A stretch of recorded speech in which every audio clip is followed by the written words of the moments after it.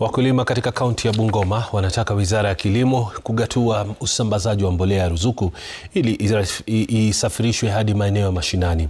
Aidha, wakulima wanadai kuwa kugharamika sana kwenda hadi kwenye magala ya bodi ya nafaka mjini Bungoma kununua mbolea na kisha kusafirisha hadi majumbani. Aidha, wakulima hao wanaotoka maeneo ya Tongaren, Mlima Elgon na Sirisia wanasema kando na gharama ya usafiri wanapoteza muda mwingi kwenye foleni ndefu katika magala hayo.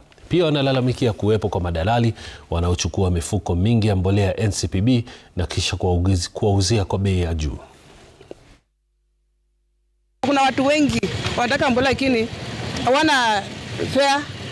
Sasa mkuje karibu kama uko Bisunu tutakuwa mmetusaidia. Bisunu heri ya Busihe na wakaribisha huko. Hii mbolea wangetusaidia tu, wangeenda mpaka kwa sub county.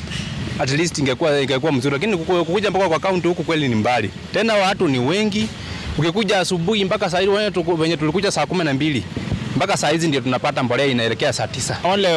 Wale middlemen ambao wanachukua mbolea kwenda kuuzia raia hapo chini, yani kama brokers, let me use the right word, brokers.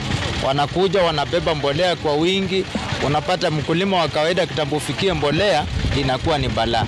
Katika usafiri wa mbolea, kubeba mbolea kutoka Serial Boat, sasa kuna wakulima wengine wanatoka huko Bisunu, wanatoka Sirisia, wanatoka Mount Elgon, wanakuja hapa Serial Boat. Usafiri, naomba serikali kuangalia tu mabarabara, kulima mabarabara